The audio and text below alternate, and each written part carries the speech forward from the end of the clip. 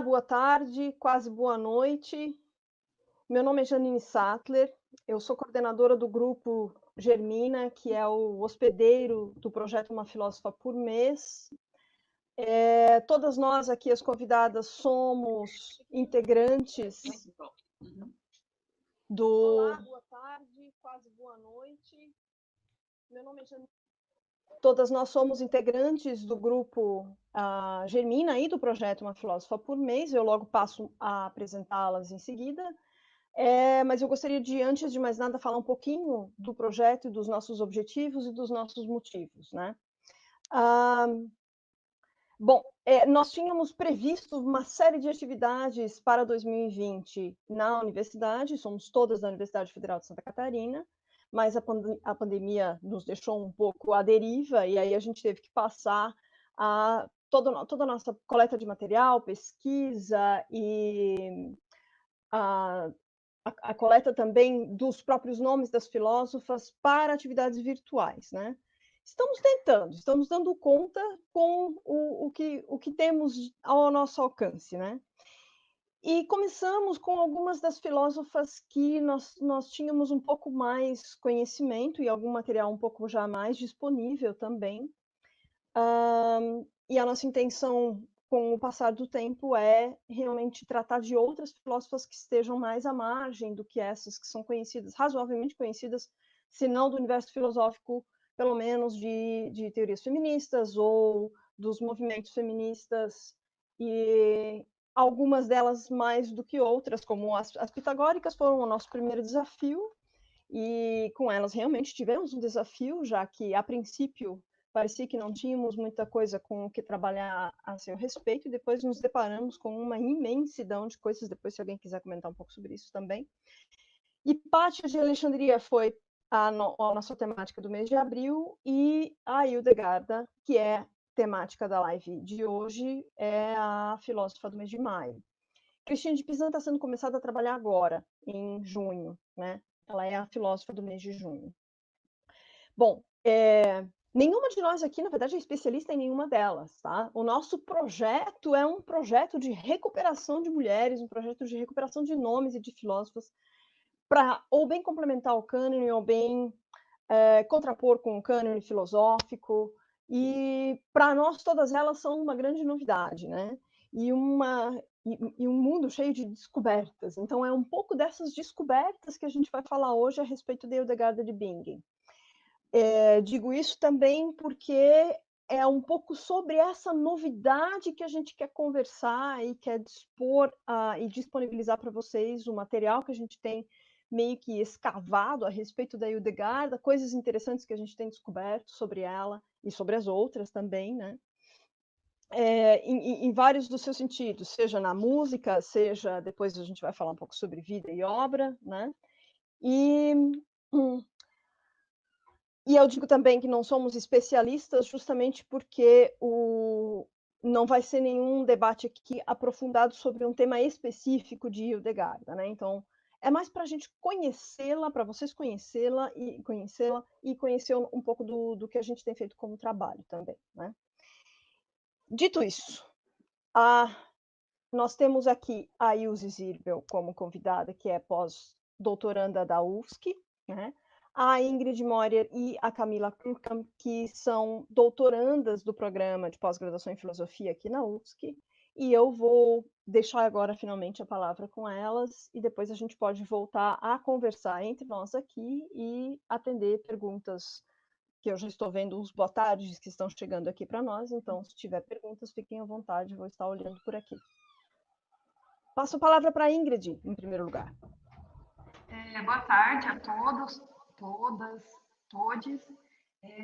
Eu vou falar sobre a vida e obra da Hildegarda, mais os aspectos gerais da vida dela, mas eu não vou repetir tudo, não quero ficar me prolongando demais e ficar falando de tudo mesmo, assim, de todos os aspectos da vida dela, todas as obras, por exemplo, né? Até porque já tem material ali no blog do Germina, no projeto Uma Filósofa por Mês, e lá tem material, tem texto, tem podcast que conta a vida dela, né? Eu vou fazer uma introdução breve à vida dela, às obras dela, e em seguida eu vou falar de alguns temas que acredito que são de interesse geral, assim, tanto da medicina como dos aspectos filosóficos, como que ela entende a relação do ser humano com a natureza e também algumas coisas de como o pensamento dela influencia hoje certos movimentos ecológicos, feministas. Mas, assim, de forma bem breve na questão feminista, que esse vai ser um tema que a Camila vai retomar depois, né? Então, a Hildegard, ela é conhecida, Hildegard de Bingen, ela nasceu em 1098 e faleceu em 1179, e ela é conhecida pelos cristãos, pelos católicos, enfim, como Santa Hildegarda.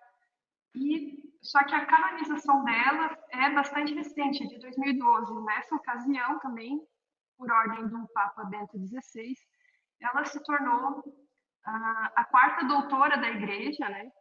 E se vocês forem ver, o número de homens que são doutores da Igreja é muito maior. Ela é uma das poucas exceções, né? Mas focando mais nos aspectos filosóficos, propriamente ditos, ela também é filósofa, ela desenvolveu várias e várias atividades, ela tinha muitos interesses, e ela é filósofa, ela foi monja beneditina, escritora, teóloga, mística, pensadora, médica, pregadora, dramaturga e compositora. Então, ela tem, assim, lógico, muito conhecimento da teologia, porque era, digamos, a principal atividade dela, mas ela também era uma grande médica, tinha muito conhecimento de plantas, dos animais, das propriedades dos seres que tem na natureza. Ela, desde logo, ela já começou a ter um contato com as artes, né? Ela começou a ter, logo que ela entrou no mosteiro, aos 8 anos de idade, ela já começou a estudar os cantos beneditinos, então era comum desde aquela época que se tivesse um contato com as artes, com o canto, e, e assim também era uma forma de rezar, né? Eles, a partir dos salmos, eles recitavam os salmos, cantavam, digamos, a palavra de Deus. Ela é filha de uma família nobre, ela é a última dos 10 filhos do casal, né? E essa família dela, da nobreza, tinha contatos políticos e também contatos na igreja, assim, até mesmo em altos cargos. E a família dela ficou estabelecida no interior da Alemanha, próximo do rio Reno. E aos 8 anos de idade, ela foi entregue como dízimo ao mosteiro de Diesen-Bodenberg, que fica justamente, né, ali próximo do rio Reno. E ela foi entregue aos cuidados de Uta, tanto porque ela tinha uma saúde frágil, os pais dela não queriam que ela ficasse sem auxílio para cuidar desses problemas de saúde, e não queria que ela fosse entregue no mosteiro um mosteiro maior, em que ela ficaria sem atenção, né?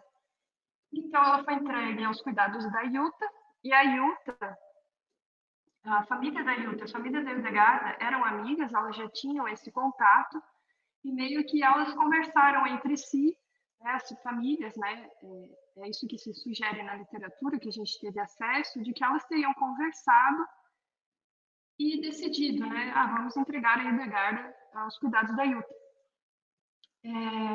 Então, ela, na infância dela, ela foi criada, né, em casa, tinha um pasto, isso já foi comentado no podcast. Por ela ser de uma família nobre, ela tinha cuidadores, tinha servos que trabalhavam ali na casa e tal, e ela não recebeu uma educação formal. A educação que ela recebeu, até porque não era costume na época, tanto meninos como meninas, né? Não era costume de que elas recebessem educação formal. Então, a educação que ela recebeu foi informal, dentro de casa mesmo, e seria sobre literatura e religião, provavelmente alguns trechos da Bíblia, os pais dela liam para ela, e talvez alguma coisa de música. mas não era realmente uma educação formal. A educação dela foi dada mais pela Yuta, que era cuidadora dela, e abadesa desse mosteiro, né? E também pelo monge Volmar. O monge Volmar, porque daí eu quero fazer um parênteses, né? Esse mosteiro onde ela foi viver era um mosteiro duplo, então tinha uma parte que eram dos homens, uma parte que eram das mulheres, e na parte dos homens, né, tinha o monge Volmar, mas ao mesmo tempo ele tinha contato com essa parte das mulheres e era amigo já de Yuta. E ao longo da vida, o monge Volmar, ele foi se tornando cada vez mais amigo da Hildegarda, passou a ser seu secretário, seu confidente, seu copista, e passou a desenvolver várias atividades e ajudar até mesmo nas questões das autorizações e do que ela queria desenvolver. Né? Ah, em relação à humildade, nos textos dela, ela fala em diversos momentos, eu sou uma mulher indouta, eu sou uma mulher humilde, mas e daí isso se articula com a questão da educação que ela recebeu. Por um lado, isso poderia ser verdade, porque ela não recebeu essa educação formal desde cedo, mas por outro, tem autores e autoras falando que essa humildade, na verdade, se refere a Deus, seria uma humildade perante Deus. Ela se entendia uma mulher frágil, uma mulher pequena, e alguns autores, autoras até comentam que isso seria uma forma, né, de dar visibilidade para as palavras dela, para o que ela queria fazer, e não deslegitimar a sua autoridade. Então, se por um lado ela se dizia indouta, por outro, ela também tinha conhecimentos da Bíblia, dos cantos, principalmente os cantos beneditinos, né? Porque nesse mosteiro eles seguiam as regras de São Benedito.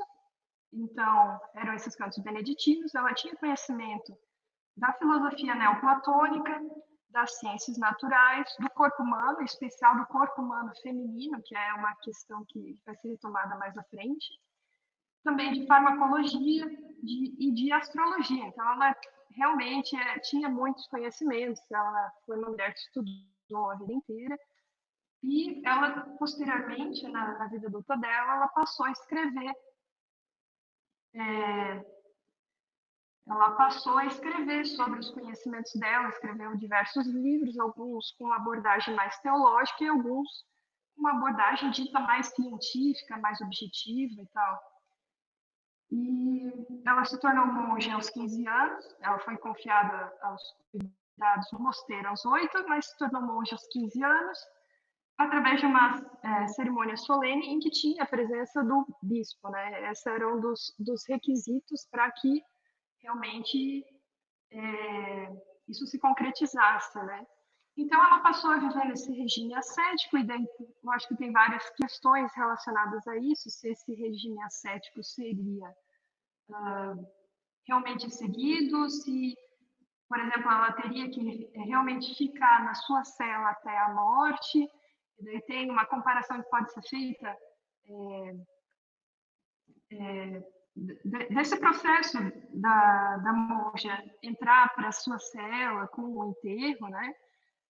Enfim, mas das atividades dela, do que nós podemos ler sobre ela, parece que realmente ela não vivia nesse regime ascético, ela não vivia na cela com a Yuta, ou até mesmo sozinha, né?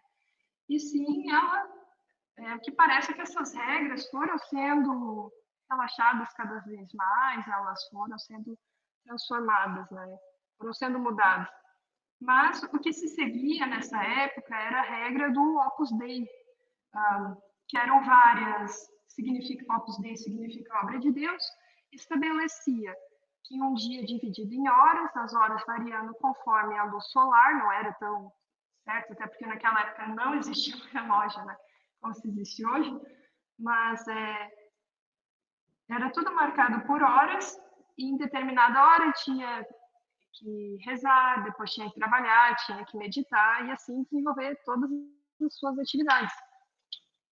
E eu vou falar dessa regra beneditina porque isso se articula depois com várias questões da medicina medicina que ela vai desenvolver, a medicina monástica. Então, essa regra beneditina que eles seguiam nesse mosteiro se relaciona, prescrevia, né, a oração, o trabalho, a leitura e a meditação. Mas esse trabalho não era tão propriamente trabalho manual. Nessa época já o trabalho manual feito realizado nos mosteiros estava não era tanto foco, até porque esses trabalhos eram realizados mais por servos e inquilinos, mas sim o trabalho intelectual, o trabalho artístico. Então, os monges, as monjas, nessa época, elas escreviam muito, produziam livros, faziam cópias de livros, e essa regra ela também prescrevia uma simplicidade na alimentação, na vestimenta, sempre com moderação, sempre sem exageros, nada que, digamos, fosse favorecer o pecado, né, a luxúria, por exemplo, etc. E essa regra beneditina em relação à vestimenta não prescrevia certo para as mulheres como que seria, mas sim era aplicada mais na questão da moderação, né, roupas simples, materiais que não fossem caros. Em relação à alimentação, consistia em uma dieta leve, com baixo número de refeições, né, no máximo 2, e geralmente eram pratos criados a partir de feijões, ovos, peixe, queijo, mas também eram acompanhadas de vegetais, frutas ou pão. Então era toda uma alimentação leve que não fosse, pensava-se muito na saúde também, né? E também para não atrapalhar as atividades, né? Nada que fosse atrapalhar a meditação, a oração, os cantos e toda a rotina que eles desenvolviam. E a Hildegarda, em relação aos estudos dela, ela podia estudar, ela podia ler obras, podia aprender, mas desde que aquilo não fosse por um outro motivo qualquer, assim, que fosse em relação fosse em relação ao trabalho que ela estava desenvolvendo no mosteiro, então dentro desse contexto religioso. E nesses mosteiros, né, no mosteiro de Zimbodenberg, com que a parte das mulheres era subordinada aos homens, então, como eu disse, né, ela tinha que recorrer aos superiores, principalmente depois que ela se tornou abadesa, ela tinha que recorrer ao abade, por exemplo, ou até quem estava acima dele, na hierarquia, para que ela conseguisse desenvolver as suas atividades. Ela não tinha simplesmente total autonomia e podia fazer o que bem entendesse. E nesses mosteiros, é uma característica da época, os mosteiros eles também tinham uma enfermaria, depois, inclusive, esse mosteiro ele foi sendo reformado, foi construído uma enfermaria, e esses mosteiros, eles acabavam sendo como hospitais, porque lá eles tratavam doentes, mas por ser justamente um mosteiro,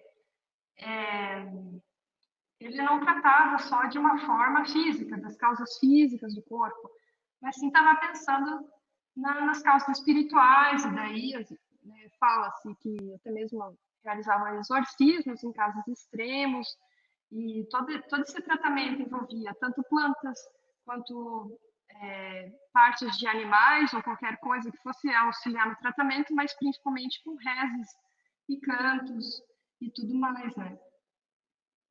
E a Hildegard, um dos seus objetivos no que ela foi desenvolvendo, tanto nas pregações como nos escritos teológicos e tudo mais, ela exigia essa correção moral, porque no contexto em que ela vivia, havia muita depravação, segundo o que ela vai falar até mesmo na biografia dela, ou seja, na igreja, apesar de terem todas essas regras de como deveria ter um comportamento e de como seria essa moralidade, ninguém, né, os homens, ela fala, né, principalmente, não seguiam essas regras, quebravam essas regras do celibato, da moderação e de até mesmo de várias coisas que enfim, eles deixavam de fazer o que eles tinham que fazer, né? E, então, nesse contexto, além de ter uma certa forma de depravação, né, também tinha as marchas para Jerusalém que estavam acontecendo, né, por ordem do Papa Eugênio III, se não me engano. Ele exigiu, né, pediu para os seus fiéis que fossem resgatar a cidade santa, Jerusalém, e também tinha essa multidão nas ruas que saíram, mas essas marchas eram diferentes das cruzadas que vão acontecer no século XVII, e além disso tinha-se o desejo de construir, era uma característica da época, então tanto de construir prédios novos como de renovar os antigos, de aumentar as cidades e de fortalecer de toda forma as cidades, né? Até mesmo com muros, etc. E agora, passando em relação às visões, né?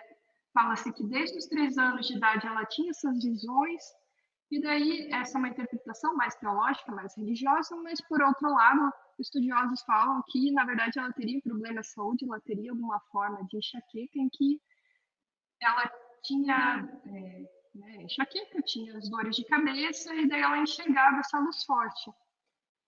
E a Hildegard vai se referir nas visões dela, essa luz, como reflexo da luz vivente.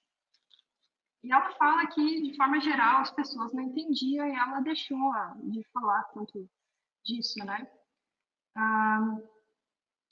E daí, depois, uma outra parte importante que se deu também através das visões, né? Se fala que aos 43 anos de idade ela teve uma grande visão e não muito tempo depois ou antes aconteceu a morte de Yuta, né? Yuta durante todo esse tempo estava preparando Hildegarda para a vida religiosa, ensinando diversas coisas para ela, ajudando em relação aos cânticos, as leituras e tudo mais.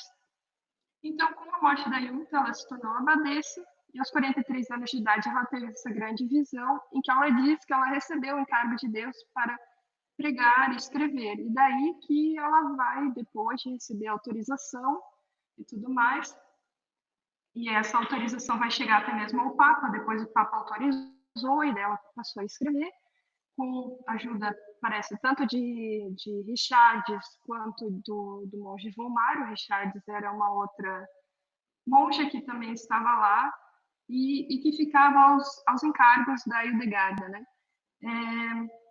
Então ela passa a escrever os Cívias. Esse Cívias é um dos poucos livros em português que nós encontramos, que foram traduzidos.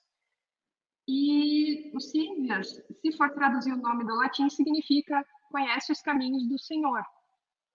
Esse Cívias levou 10 anos para ser completado, e ela começou a escrever no mosteiro de Dizenbodenberg, e depois ela passou para um novo mosteiro, que é o de Ruppertsberg, e lá ela, daí realmente ela acabou terminando os Cívias, né? E então, nessa época, conta-se que ela teve um fôlego renovado, assim, ela tinha problemas de saúde, depois dali ela passou a ter um fôlego renovado, uma saúde ainda melhor, e muita energia, muita vontade de desenvolver as atividades dela. E também, por um lado, né, o que as autoras falam é que isso se deve porque ela passou a ter mais poderes, ela se sentia melhor, ela se sentia mais livre para poder fazer o que ela queria. E uma informação que não tinha chegado antes, que não está no podcast, numa nova leitura, parece que ela, antes de se tornar abadesa, ela rejeitou um outro cargo que daria mais poderes para ela, mas ela recusou porque ainda assim ela teria várias restrições, principalmente por ser mulher. Então ela recusou, mas depois da morte da Yuta, ela foi escolhida como abadesa, ela passou a ser uma abadesa. E a partir daí, a partir dessa visão, então ela assumiu essa missão de profetisa, ela começou a falar das suas visões, ela começou a escrever, e então ela recebeu também, né, uma das que conta-se foi uma das visões de que ela teria que sair desse mosteiro e ir para um novo, e ela vai para que não ficava muito longe dali, também próximo do Rio Reno. Ela vai construir um novo mosteiro para as mulheres, até porque no mosteiro anterior o espaço físico estava ficando restrito. Então, foi construído um novo mosteiro. O abade, no começo, ele era contra isso, mas depois ela acabou tendo autorização. Foi construído esse novo mosteiro e daí a Hildegard passou a administrar isso.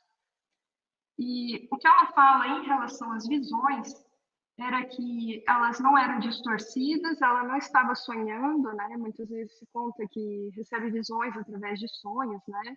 Recebe informações que os religiosos falam com Deus, mas o que ela diz é que não era o caso dela, ela não estava dormindo, ela estava acordada. E não vou falar dos livros, assim, mas só dos assuntos que ela acabou desenvolvendo, né? Ela tratou de assuntos teológicos, filosóficos, naturais, médicos e também trabalhos exegéticos, né? Interpretações da,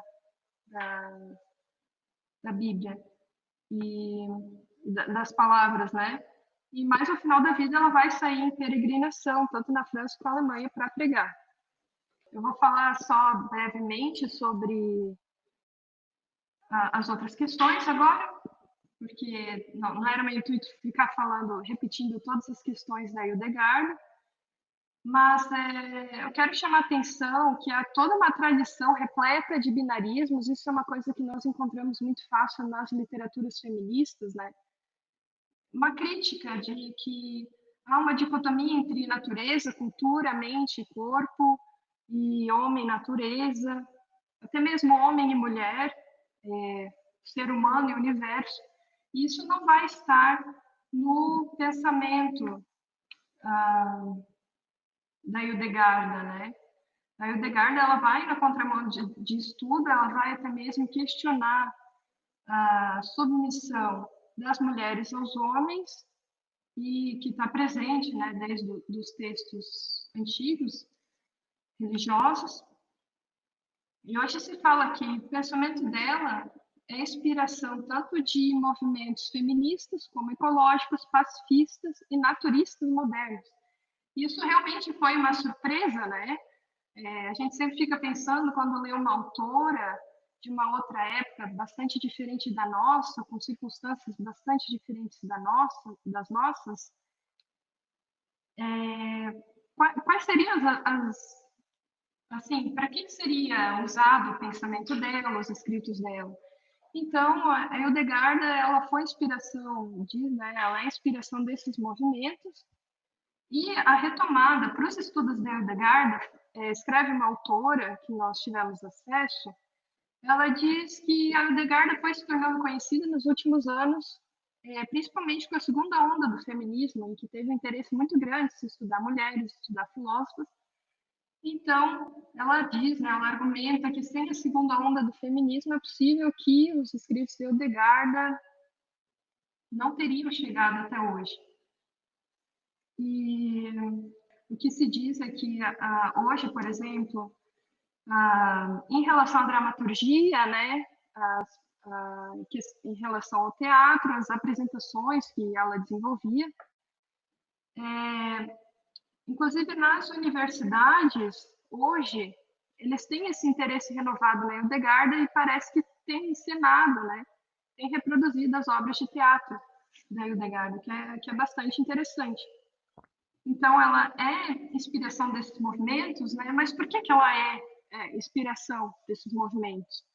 Então, é por causa dessa metafísica holística, né, em que não tem todos esses ismos, todas essas dicotomias, ela pensa de uma forma interligada todas essas questões, ser humano, natureza, ela pensa o microcosmo, que é o ser humano, em relação ao macrocosmo, que é o universo, e ela entende que não há realmente uma separação entre essas esferas, entre esses entes. E em relação aos movimentos contemporâneos, nós encontramos fontes afirmando, então, que o pensamento da Hildegard foi especialmente interessante para Gaia, né, que é a hipótese de Gaia, e para a Deep Ecology, né, que seria a ecologia profunda, né, traduzindo. Esse conceito, o último que eu falei, né, é um conceito proposto por um filósofo e ecologista norueguês, em 1973, em que ele pensa que a humanidade não é, digamos, o ser humano, não é o centro do universo, mas sim é uma parte de um todo, de toda uma rede de vida. Ela faz a humanidade, então, ela faz parte dessa teia da vida, ao contrário do que ele vai falar, que seria na ecologia rasa, que daí seria um outro paradigma que pensa o meio ambiente, a relação do ser humano com o meio ambiente, que vai dizer que a natureza ela deve e pode ser explorada em benefício do ser humano, até porque o ser humano tem um papel principal, um papel mais forte. Então, Ingrid, oi. Nós temos uma série de questões, inclusive relacionadas, que estão aparecendo no chat aqui sobre essas questões de ecologia, de medicina. Depois eu preciso ler alguns desses comentários que são muito interessantes, tá? Eu só queria tensionar um pouco a questão do gênero. E porque, de repente, a Camila pode falar um pouco mais para a gente sobre isso, ou a gente pode conversar um pouco sobre isso, porque, sim, é verdade que parece que a questão dos binarismos, com essa ênfase tão forte em essencialismos, ela parece que ela não é salientada na Hildegard de Bingen da mesma forma que a gente vai encontrar em filósofos homens ou em outras filósofas até. Mas eu tenho um incômodo em relação a uma coisa que é muito manifesta na Hildegard, que é o heterossexismo, né? Quer dizer, há vários trechos das cartas ou até de algumas obras da filosofia, entre aspas, filosofia natural, né? Aquilo que é dividido em duas obras na Hildegard, que por um lado, Causas e Cura, e o outro livro da física, né, que se costuma chamar mais ou menos assim. Mas ali há algumas tensões a esse respeito sobre gênero, porque ela vai justamente dizer assim, bom, uma das coisas que se condena em relação ao... Ela é muito tranquila para se falar de sexo, de sexologia, digamos assim, né? Ela é muito tranquila para falar sobre corpo, para falar sobre o corpo da mulher, uma coisa que, na verdade, não era muito comum de ser falada naquele momento, mesmo que houvesse médicas como a Trótula di Ruggiero, né, que estivessem falando algumas coisas a esse respeito naquele momento. Então, isso é muito novo nela, mas, ao mesmo tempo, ela diz assim, bom, o homossexualismo é um dos grandes vícios. Né? Claro que ela está falando tudo isso dentro de um contexto de igreja, né? Mas aí eu queria trazer essa tensão, porque é verdade que ela nos permite um certo tipo de avanço em relação ao gênero, em relação a outras pessoas, em relação a outros filósofos, homens sobretudo, mas aí a gente tem esses impasses, né? Em relação àquilo que hoje a gente, por exemplo, já não tomaria dela para as nossas próprias reflexões contemporâneas, né? Então eu queria só fazer tensionar um pouco esse debate e de repente passar para a Camila também comentar alguma coisa sobre isso, né? Que estava tratando um pouco disso também. Né? E estaria ok para eu só falar mais umas questões rápidas assim? Eu não quero realmente adentrar nessa questão do feminismo, era só assim que eu achei que tudo estava interligado, eu achei interessante que seria interessante comentar sobre isso, né? Mas então, essa forma, pode-se dizer, seria uma forma de ecologia profunda em que não coloca o ser humano no centro, digamos, no centro do universo, entende-se que a Gaia, né, a Terra, é um organismo vivo, né? E então, a Hildegard ela ofereceria, né, inspiração para esses movimentos, porque o seu pensamento está baseado nessa noção de que tudo está interligado, né? O homem depende da natureza para viver, até mesmo desastres naturais são por causa humana. Entende que em questão de saúde precisa se ter um contato com a natureza, senão o ser humano pode ficar doente, vai ficar doente.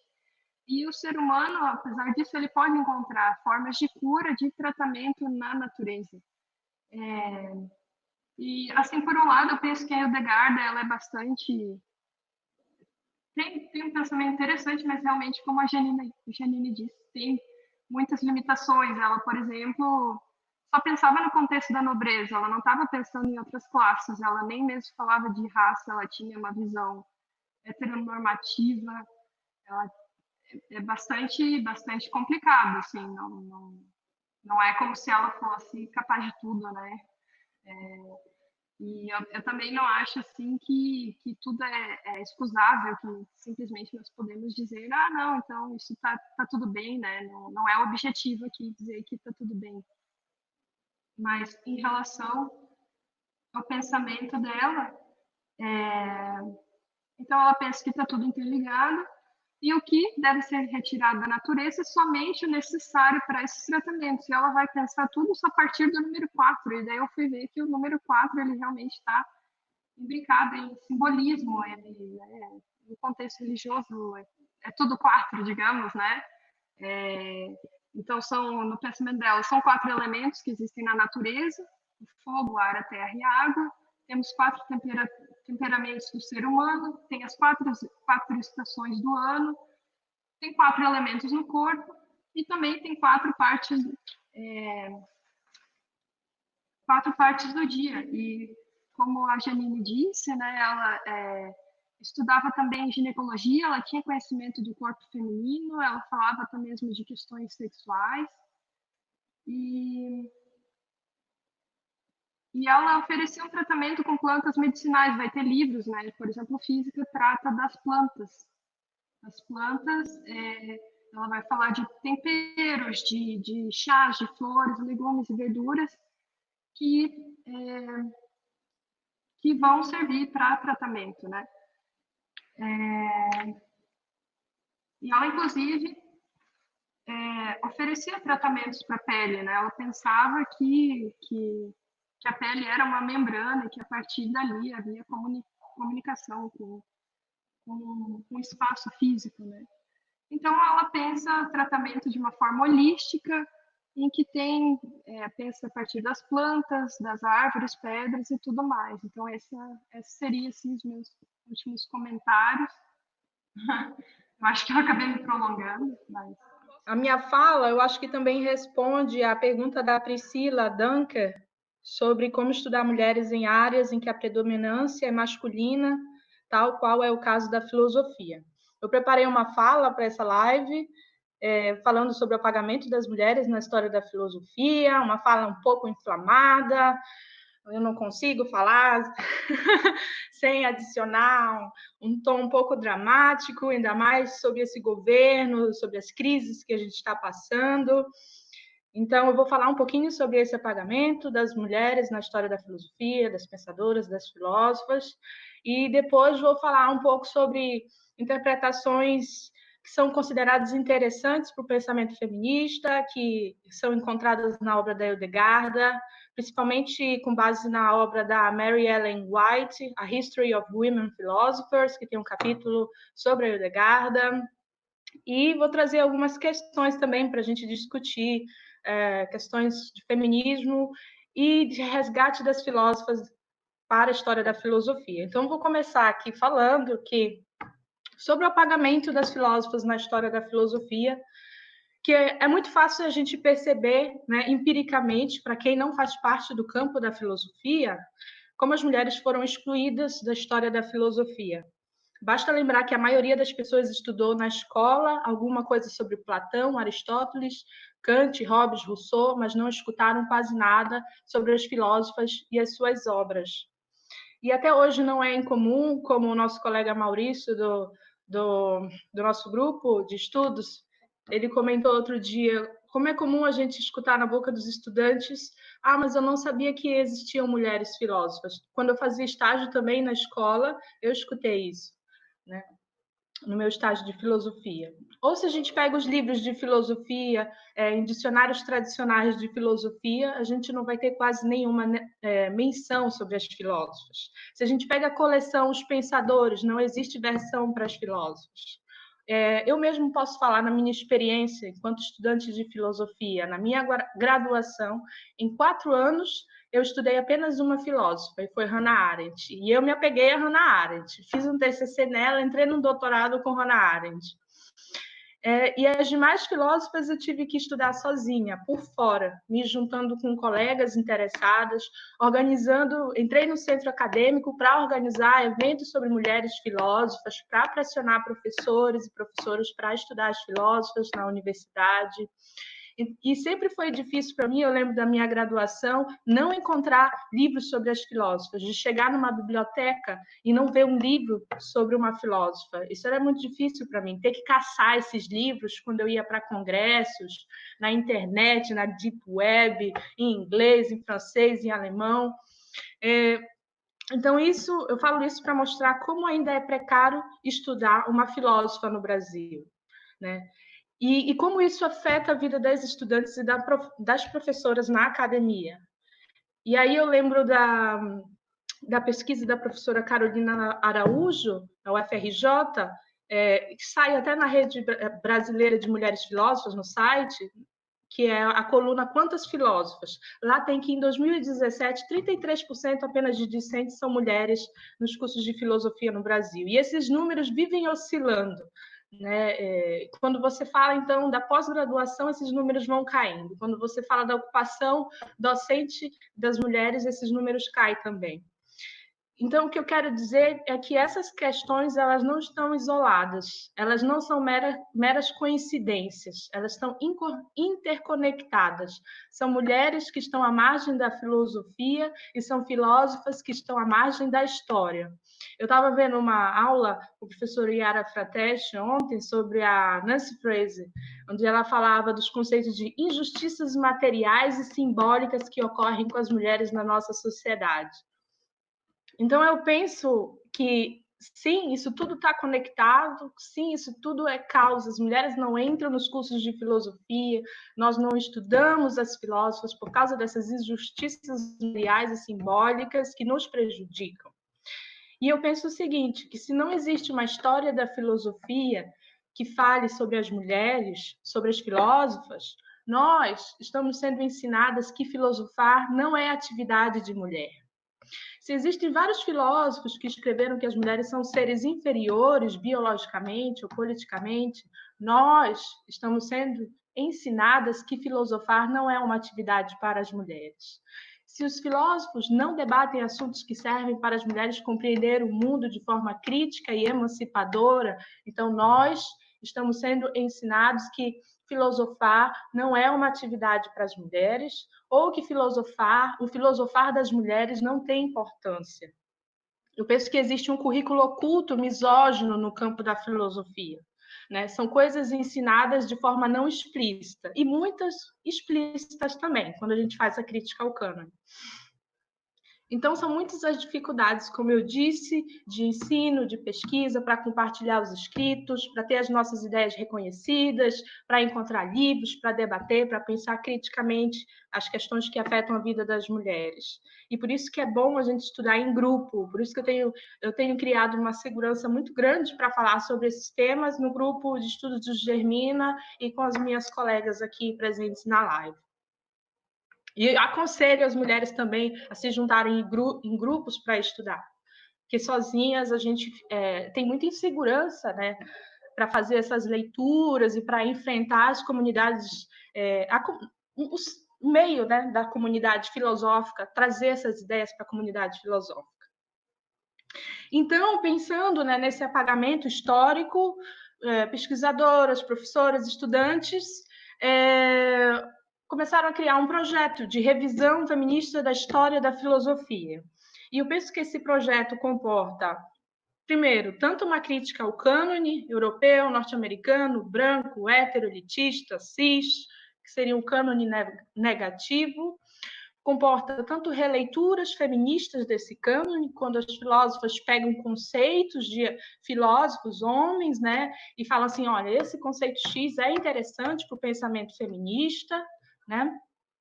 Comporta tanto o resgate da vida dessas filósofas, da vida e das obras dessas filósofas, e é isso que a gente tem tentado fazer no projeto, uma filósofa por mês. E eu acho também que essa revisão feminista da história da filosofia... Ai, meu cachorro, gente, peço... Meu cachorro tá latindo aqui. Ele vai participar da live também, tá, gente? Eu vou avisando de antemão. Então, essa revisão feminista da história da filosofia, ela comporta também, eu acho que ela abre caminhos para fundamentar um campo para uma filosofia feminista, comporta tanto epistemologia feminista, estética feminista, ética feminista, filosofia política feminista, história da filosofia feminista. E isso não sou eu que estou falando, já tem uma série de livros publicados, né? É só buscar. Mas a maioria, claro, está em inglês, está em francês, está em alemão. Então, no projeto Uma Filósofa por Mês, a gente vem trabalhando com esse resgate da vida das filósofas e das obras das filósofas. E isso é feito de diversas formas, a gente está aprendendo ainda como fazer isso. A gente disponibiliza no site do projeto, no site do grupo de estudos, germinablog.wordpress.com.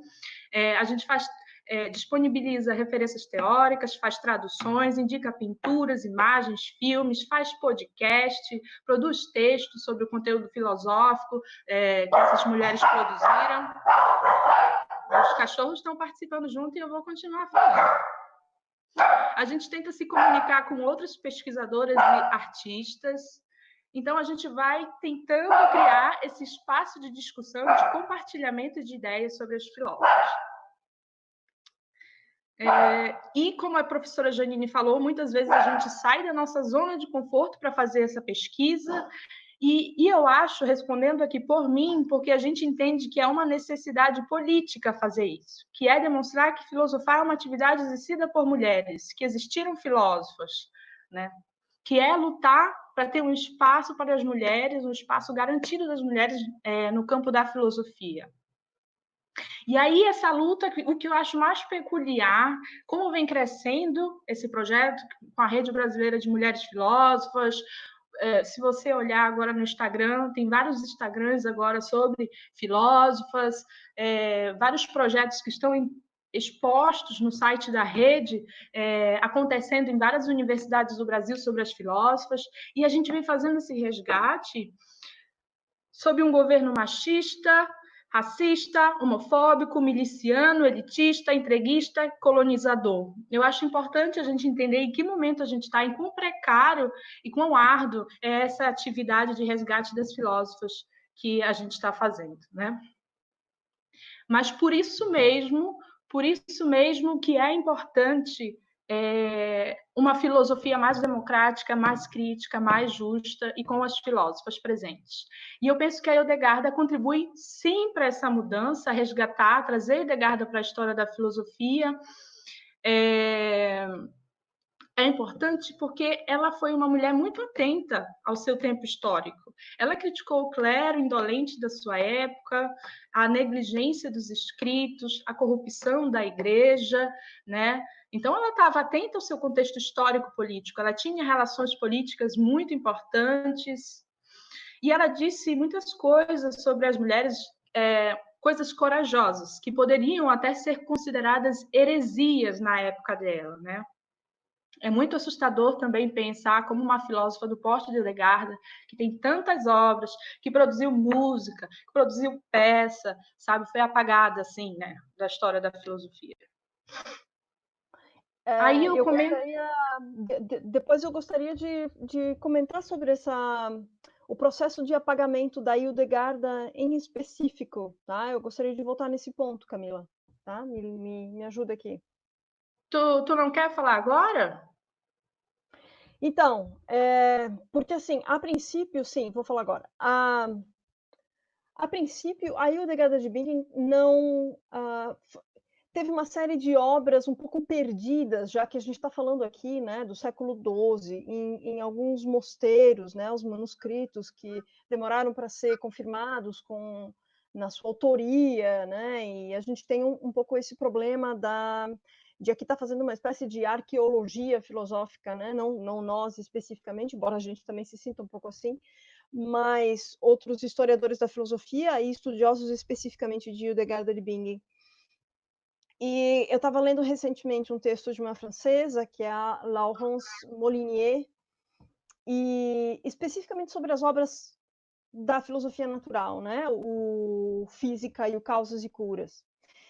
E demorou um bocadinho de tempo para se confirmar a autoria dessas obras em específico, e se chegou a uma determinada conclusão, né? Mas lá no século XIX, não apenas houve um processo de dúvida a respeito da autoria dessas obras em relação à Hildegard de Bingen. Na verdade, essa questão da autoria, ela cabe em vários, com vários filósofos e filósofas, tá? Mas, assim, no caso da Hildegard é bastante significativo porque o viés de gênero é gritante. No século XIX, se colocou em questão que essas duas obras, esses dois manuscritos específicos sobre a filosofia natural, não só que talvez eles não fossem dela, né, mas se chegou a aventar que eles tivessem sido escritos por um homem, porque justamente uma mulher não teria sido capaz de escrever sobre filosofia natural e medicina naquele momento. E isso tem uma data bastante específica, que é 1800, agora eu não sei exatamente o ano, 1800 e alguma coisa, mas assim, é o século XIX, como um produto muito evidente de um tipo de processo de silenciamento que começa na modernidade, eu diria, né? Eu acho que quando a gente está falando do silenciamento, e a Mary Ellen Waite, lá na obra conjunta das filósofas, né, da história das mulheres na filosofia, fala algo muito parecido. Ela diz assim, olha, existe um ponto historiográfico na filosofia que começa com a modernidade, mas ele tem a ver, sobretudo, com o século XVIII e XIX, que é o de colocar em dúvida a autoria das obras das filósofas, né? Isso acontece com outras, isso acontece com a Sabuco, da Espanha, também, que também tinha uma obra de medicina, aliás, por coincidência, né? O que talvez nos diga alguma coisa a respeito desse campo interdisciplinar entre filosofia e ciências naturais, ou aquilo que a gente poderia até chamar de filosofia da medicina, sei lá.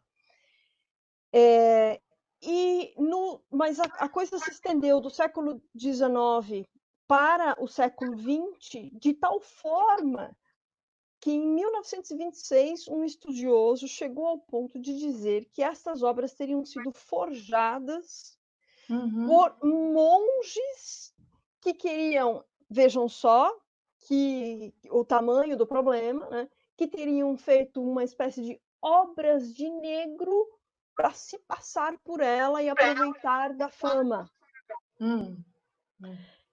Então, o processo de silenciamento aqui ele é entrecruzado também com algumas outras questões de leitura do século XIX para frente que tem a ver com raça e com classe, né? Então, no caso da Hildegard, é muito significativo que o processo de apagamento tenha sido tão intencional, né? Não só de duvidar que aquelas obras fossem escritas autenticamente por ela, mas que essas obras tivessem sido escritas por uma mulher, qualquer que fosse, né?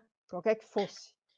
E aí a gente pode comentar que não só Hildegard, mas existem muitas outras pensadoras medievais que foram silenciadas, que foram apagadas, que ainda tem muito estudo aí pela frente de resgate, né, das filósofos. Heloísa de Paráclito, que é uma abadesa francesa do século XII, é uma intelectual indiana do século XII, Aka Mahadev, Caterine de Siena, da Itália, ali do século XIV, Christine de Pizan, né? E cada vez vão surgindo várias e várias e várias. Quanto mais a gente escava a história, né? Por isso é importante, né? E o trabalho das historiadoras, junto com as filósofas, a gente vai achando inúmeras filósofas africanas, orientais, enfim, só surge cada vez mais. Eu queria fazer um comentário. Vocês estão ouvindo? Eu queria fazer um comentário na direção do que a Janine acabou de colocar.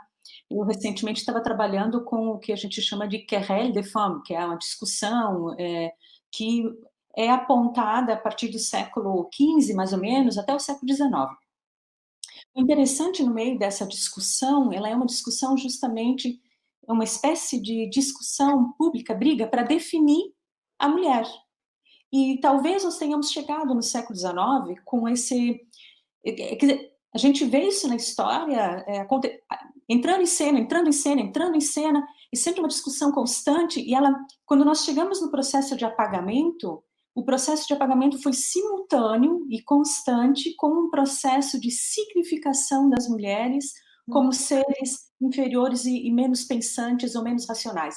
Então, depois que você consegue provar isso, provar entre aspas, depois você consegue convencer o público de que mulheres não são aptas à intelectualidade, fica fácil apagar e fica fácil entrar como monge e dizer não pode que isso aí foi escrito por uma mulher. Porque você cria um terreno, né? Um senso comum que dá uma força, né, que sustenta essa hipótese. E, de repente, é mais fácil você chegar e dizer, não, isso não pode ter sido escrito por uma mulher. E, então, né, essa colocação nos parece absurda num determinado tempo histórico, mas ela é consequência de um processo insistente e longo, né? Então, ele é simultaneamente de apagamento, mas ele é simultaneamente de construção de um conceito, de uma imagem de mulher e de homem, de masculino e feminino, né, ou dos dualismos, ou dessa oposição tão forte. E a gente acaba herdando isso depois no outro ponto da história, que é esse nosso, e de repente nos espantarmos ou encontrarmos tanta coisa no passado, porque parece que isso não existia, né? E é resultado desse processo duplo, na verdade, né? A gente está muito em sintonia, porque eu estava pensando hoje mesmo, quando estava pensando no que falar hoje, né, aqui, como já existia uma espécie de querelle de femme ali na teologia, né? Quando eles estão discutindo como pode ser a mulher, como é que deriva a mulher da imagem de Deus, né? E aí, essa definição de mulher na teologia vai ter repercussões de ordem moral, ética, política, epistemológica.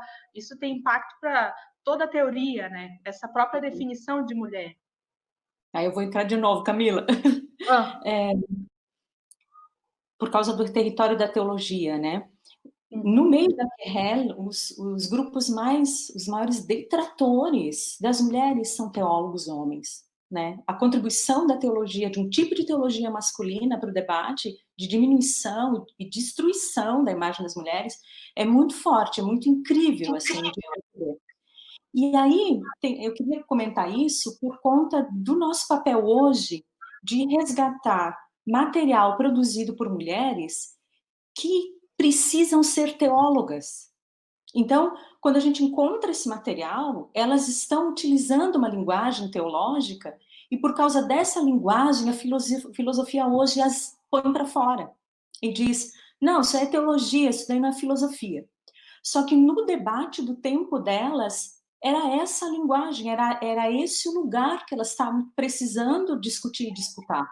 Então, é muito interessante, por exemplo, no meio da primeira onda sufragista, o que poucas pessoas sabem, que foi produzida uma Bíblia das Mulheres.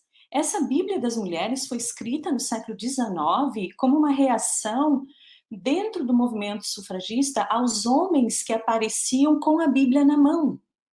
E por conta desse discurso que vinha do campo da teologia e que queria silenciar as mulheres, houve um grupo de mulheres que passou a estudar teologia no final do século XIX para poder rebater publicamente, com teologia, esse tipo de apagamento e misoginia, né? Vamos dar o nome, é misoginia. Então, essas mulheres tiveram que recuperar o texto bíblico, tiveram que recuperar a discussão teológica para dar dignidade a elas próprias para poder entrar no debate. Então, a filosofia hoje pega as mulheres como Hildegard, que estão num tempo cuja teologia é o centro, estão num espaço que é o espaço dos monastérios, onde às vezes foi um espaço de possibilidade de escolarização e de intelectualização de mulheres. Então, que elas fazem uso da linguagem é um dos nossos problemas com a Hildegard, né? Que a linguagem dela está toda embrulhada na teologia. E por conta disso ela é discriminada. E por conta disso ela não é considerada filosófica. Ou a fala teológica dela não pode ser aceita, enquanto que a linguagem necessária era aquela, para poder dar de novo significado e dignidade às mulheres, né? Mas aí, desculpa, eu vou só fazer uma parte, né? Porque aí isso não seria motivo suficiente para deslegitimar Hildegard de Bingen, porque, afinal de contas, do outro lado do espectro, nós temos Santo Agostinho, nós temos Tomás de Aquino. Então, assim, tá, mas então por que eles podem falar embrulhados nessa linguagem teológica e ela não? Qual é então? Bom, aí a gente evidencia o processo de silenciamento que vem da misoginia, né? Então não é a teologia o problema dentro da filosofia, me parece, né? Aliás, isso e eu acho que trazer a questão da língua. Desculpa, Camila. Isso acontece também com a questão da língua ignota, que acho que vem nesse papel um pouco na esteira de uma filosofia da linguagem, na esteira de uma filosofia que faz a margem aí entre ficção e subjetividade, enfim, né? Acho que a pouca atenção que se deu para esse aspecto de Hildegard tem um pouco a ver com isso também, né? Porque outras pessoas tiveram atenção devida a algo como a criação de uma língua específica, desconhecida, no caso da Hildegard, né? E não ela, né? Então, aí a misoginia de novo se destaca. Desculpa, Camila.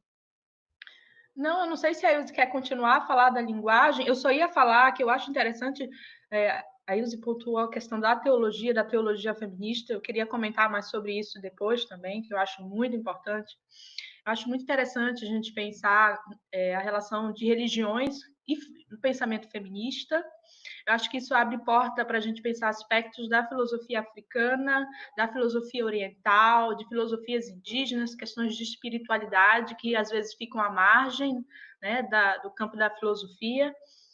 E era isso, Ilse.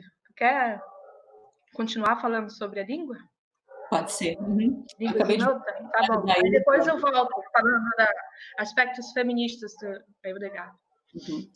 Acabei de ver um comentário da Edla sobre a questão das visões da Hildegard, né? Não serem visões que se davam em sonhos, mas eram visões... A palavra, às vezes, nos falta para descrever, porque as palavras são também um campo minado de significado, muitas vezes, né? Eu ia falar, tinha ficado encarregada de conversar aqui nessa live sobre a língua ignota da Hildegard, que foi algo que me fascinou quando eu estava... Nós distribuímos um pouco no nosso projeto, dado o fato que a gente tem só um mês para correr atrás de uma filósofa, e aí troca o mês e a gente precisa correr atrás da outra. Então, nós temos nos desdobrado, a gente tem uma equipe muito bacana, né, onde a gente senta e diz, vamos lá, né, agora é abraçar o que a gente puder sobre essa nova filósofa que a gente tem pela frente, e às vezes nós vamos por afinidades, então a gente começa a ler, em geral é uma novidade para cada pessoa envolvida no projeto, né, a gente pega esse material e vai tentando se inteirar das coisas, né, do tempo histórico, de quem essa pessoa foi e era, ou é, né, foi um pouco que a Ingrid começou colocando, é uma parte primeira do nosso projeto, tem a ver um pouco com isso, localizar e compreender o mundo dessa filósofa em questão. E nesse processo exploratório, a gente acaba encontrando coisas que nos encantam, ou coisas que nos desafiam, ou que nos atraem de alguma maneira. E eu estava lá no meio com a Hildegard, e cada um lendo coisas, e eu topei com esse material focando na língua dela, na língua ignota, um material muito interessante de uma especialista em linguagem, especialista em cultura medieval, que produziu um livro, né, todo dedicado a essa língua ignota, dita, né, chamada como língua desconhecida. Então, eu acabei lendo um pouco mais sobre esse material e gostaria de falar um pouco sobre o meu contato com esse material e com a Hildegard simultaneamente, né? É muito interessante porque nós estamos diante de uma mulher muito inteligente, muito produtiva, muito criativa, a criatividade dela é muito interessante. Ao mesmo tempo, nós estamos diante de uma pessoa, né, que foi colocada dentro de um convento enquanto criança.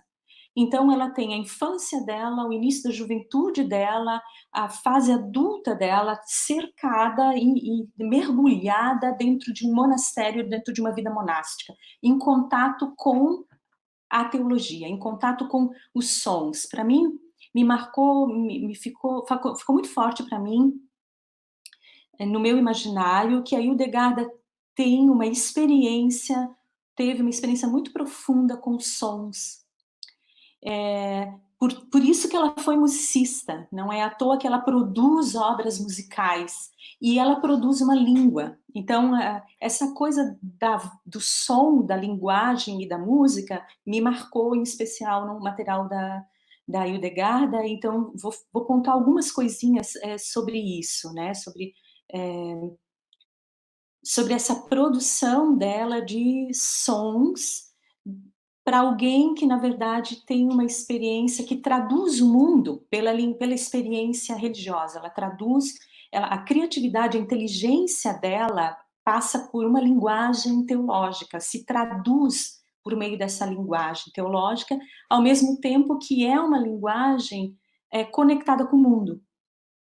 Porque o material dela sobre plantas, o material dela sobre os estudos dela sobre natureza, mostram o quanto ela tem essa conexão também com o mundo natural ou com o nosso mundo. Então, é como se ela estivesse realmente entre dois mundos, né? Ela é criada num mundo teológico religioso, e ainda assim ela não larga ou ela não abandona o mundo da materialidade, o mundo da natureza, o mundo da realidade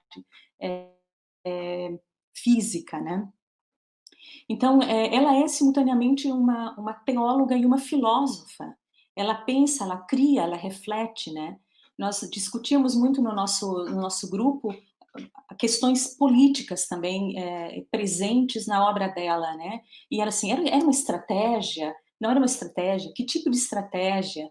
Ou o enfrentamento, ou o campo minado que era para esta mulher conseguir diante de um poder estabelecido, masculino, religioso, teológico, sobreviver se fazendo respeitar e avançando dentro desses espaços. Então, nós discutimos muito sobre essa questão que nós vamos chamar, então, de estratégia, né? O quanto ela tinha consciência da necessidade que ela tinha de dialogar e abrir um espaço para si dentro do campo teológico, né? Mas a linguagem dela, então, focando pistas que a gente encontra na língua ignota, eu acho que é muito interessante. Ela cria uma espécie de glossário, né? Ela tem uma lista enorme de palavras que nos parecem incompletas, porque ela não tem nesse vocabulário ainda animais de porte grande, ela coloca só aves, etc. Ela dá uma grande parte para as plantas, ela tem, né, as coisas que ela já tinha trabalhado. Nos mostra o quanto era uma espécie de, usar o vocabulário de hoje em dia, né? Work in progress. Ela tá produzindo. Então, ao mesmo tempo que acho que a linguagem que ela tem, há uma palavra no universo dela para o que ela está produzindo, que é a visio, que é a visão, né? A criatividade dela está atrelada a essa, na linguagem teológica dela é uma visão, ela vê, ela antevê coisas, no processo criativo dela, ela vê estas coisas, né? E ela vê esta língua, ao mesmo tempo que ela está produzindo algo de maneira intelectual, concentrada, me parece, porque está inacabado, a gente vê que é um processo que ela está trabalhando nele. É muito interessante verificar, por exemplo, as terminologias. Todas as plantas têm uma característica, né? Elas terminam, por exemplo, com a palavra boots, que pode nos fazer lembrar do inglês a palavra bush, de árvore, né? Então, ela tem a cerejeira, por exemplo, na língua dela, vai se chamar Grutzenboots. E assim vai, né? Boots acaba sendo o final para árvores. E a gente vê né, o intelecto dela envolvido nessa produção, né? Mas, para a linguagem dela, isso é uma visão que ela está produzindo, ou que ela está envolvida, e ela está no meio desse processo criador. Então, eu né, não quero me estender sobre essa língua, só queria realmente falar um pouquinho dela, porque ela realmente me fascinou, fazer propaganda para o blog do Germina, né? Nós temos no blog um pouco desse material que a gente escavou. Eu procurei fazer uma tradução desses vocábulos dela, dar uma introdução a essa obra dela, para que quem se interesse vá adiante, né? Mas nesse material, por exemplo, há como pensar uma filosofia da linguagem, ou a relação entre linguagem e misticismo, apesar de que o misticismo em si tenha tanto a ver com silêncio, ou com posturas de silêncio também, né? A produção dessa linguagem tem uma relação entre um contexto divino e ela está assumindo o lugar de Adão, no nomear coisas, ela está assumindo posições que nós víamos ou vemos no contexto da teologia, que eram posições masculinas, né, em geral. E ela assume isso, ela não tem problema de produzir uma nova linguagem, né, segura de si, de que isso não é demoníaco, mas que isso é uma experiência dela também como divino. Então, há muitas coisas interessantes a serem pensadas do material de Hildegard. Há muitas coisas interessantes. Só acho que eu gostaria de dizer é que nós não fujamos do material porque ele tem essa característica tão teológica, uma característica que nós não estamos mais habituados a lidar contemporaneamente. Mas há muito por trás desse material que de um pensamento interessante, criativo, brilhante, dessa filósofa do século XII. Só para dizer também, Ilse, que a Camila, né, a Cacá, veio com uma pergunta super difícil só para anotar a pergunta, tá? Porque eu falei para ela que é difícil, tá? Que ela diz assim, né? Será que boa parte... Agora, peraí, deixa eu ver que pulou aqui para mim. Será que boa parte do trabalho dela com a música sacra sempre, né, para Hildegard, construído também pelo que ela conhecia e dominava de retórica e canto-chão na perspectiva cristã, influenciou o desenvolvimento da língua ignota? Aí, bom, esse é mais um motivo para essa tua última fala, né, Ilse? Quer dizer, nossa, tem um bocado de coisa aqui que, por exemplo, poderia interessar especificamente as musicistas, né, e que tem a ver, sim, com a filosofia da linguagem, por exemplo, mas que tem a ver também com essa intersecção com a retórica, por exemplo. E aí eu fico pensando em todas as estratégias que a gente percebeu ao longo das nossas leituras de Hildegard, né? Embora não tenham sido tantas, porque o material é extremamente vasto, né? E um pouco do que a Ingrid e da Camila falaram em relação a essas estratégias que estavam justamente enclausuradas, né, nesse universo do teológico. Então, assim, o quanto de cada uma dessas pontas que a gente percebe na Hildegard, que é da filosofia natural, da medicina, da língua ignota, né, o quanto essas coisas não são pontas que a gente pode investigar a partir desse olhar mais contemporâneo, né, e que não precisam justamente estar focadas apenas nesse pensamento voltado mais para o teológico, né? Então, assim, só para ligar com a tua última fala, Ilse, né? E falando para a gente deixa essa pergunta para Camila mesmo investigar, tá, Cacá? Só para dizer, inclusive, que a Camila Durães Zerbinati está no projeto nesse momento conosco, tá? Que foi a pessoa que fez a pergunta aqui. Ela é musicista, né? Faz um doutorado aqui no programa interdisciplinar na UFSC, e ela nos acompanha agora nesse momento justamente porque ela vai fazer a gravação de peças musicais da Hildegard e a gente vai disponibilizar isso no blog depois, tá? Então, a gente está brincando aqui com a Camila, mas também porque ela está nos acompanhando aqui, tá? E é justamente uma temática que acho que interessaria as musicistas mais de perto, né? E tem um comentário da Edla que eu também achei interessante, onde ela disse que ela topa orientar doutorado e mestrado em teologia na PUC do Rio Grande do Sul. Viu? Bora lá. Viu? Sim. Diga, Camila. Escutem as músicas de Hildegard no Spotify, que tem lá. Só colocar Hildegard. É muito bom. E o filme da Hildegarda, da Margaret von Trotta, também.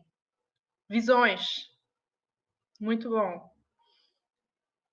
Eu posso continuar falando, então, de alguns aspectos de leituras feministas? Então, vou dar continuidade aqui. Eu continuo, então, dizendo que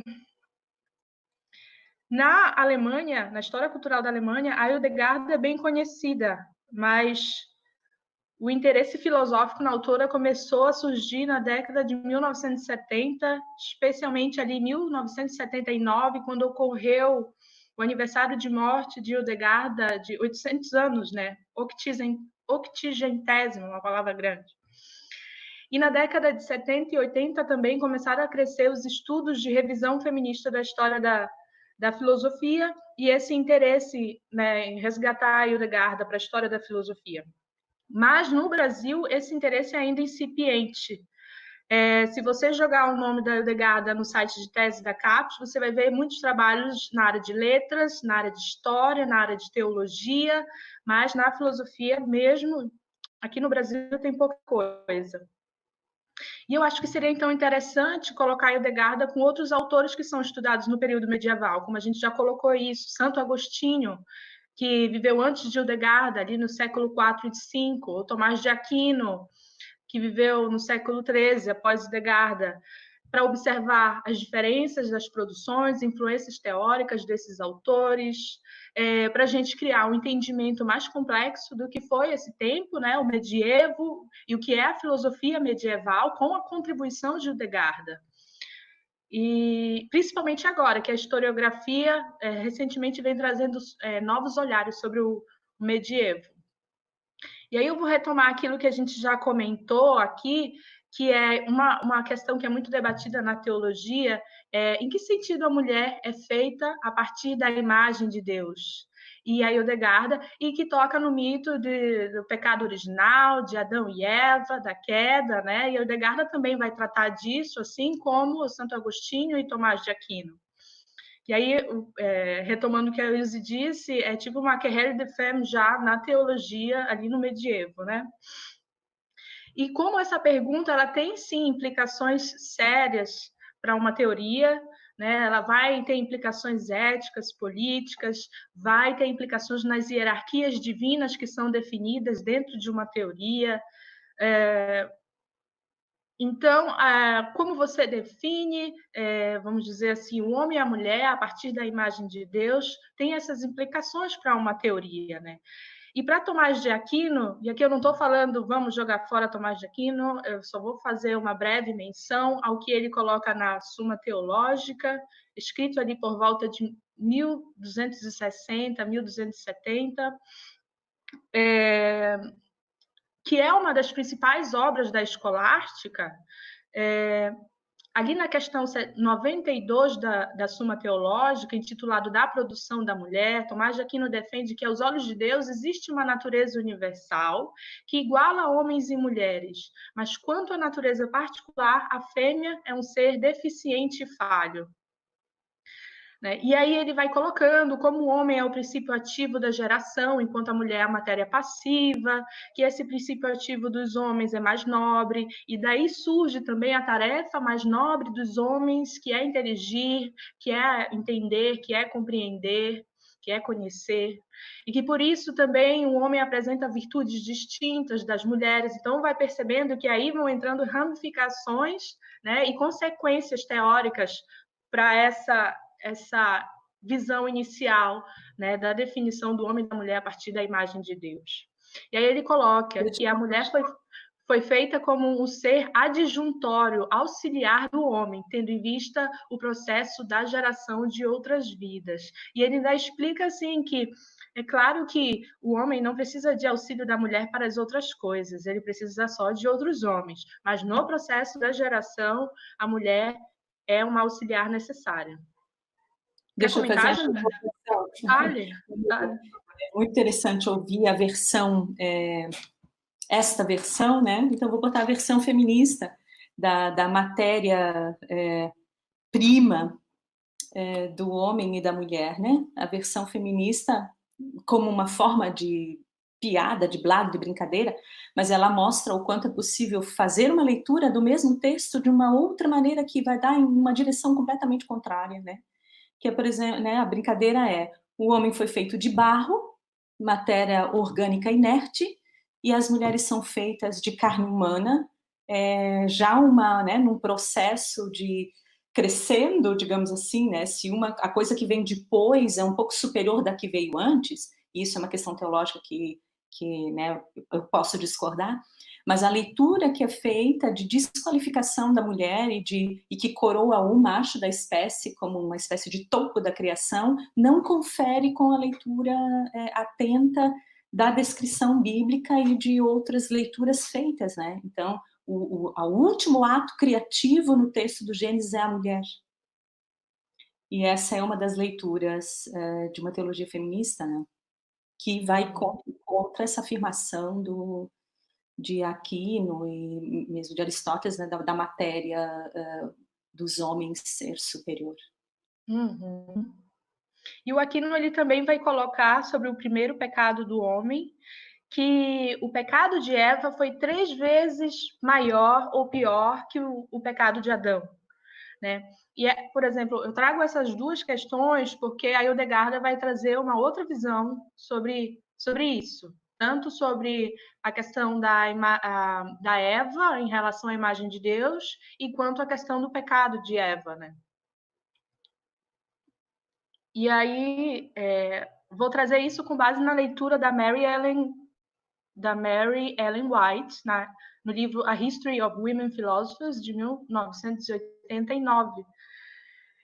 E aí ela vai pontuando essas questões, né? Tipo, questões interessantes na teoria de Hildegarda, onde a gente pode fazer relações com o pensamento feminista contemporâneo, ou como isso foi subversivo para a época, ou como isso destoou do discurso hegemônico da época, da teologia.